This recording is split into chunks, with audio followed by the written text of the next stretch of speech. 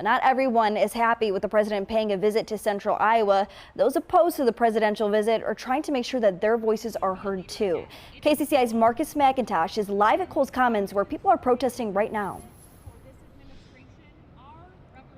Alyssa, right now down here at Coles Commons, there are about 50 people protesting. I'm going to get out of the way so you can see what's going on right now. They're standing there, they're listening to what's being said. They're here to let their feelings be known. They are not standing with President Trump. The people here are a combination of faith, community, labor leaders, advocacy groups, and citizens. One combined voice against the Republican budget bill that is currently making its way through the U.S. House.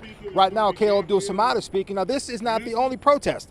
This morning, about 100 or so people gathered at Colby Park in Windsor Heights with the same agenda: displeasure with the budget bill. Their belief is if that bill goes through, it will eventually lead to Iowans losing health insurance policies and cost the state thousands of jobs. They want to make sure not only the president, but Iowa's leaders in Washington know they think this budget is bad for Iowans. People here want state leaders to step up, take a stand, and fight for the people who voted them into office. We met a woman who says this bill could be very, very damaging to her family. Charlie will soon be 10 years old, and Charlie has both intellectual and physical disabilities that impact every aspect of his life. Charlie is one of millions of Americans who utilizes Medicaid.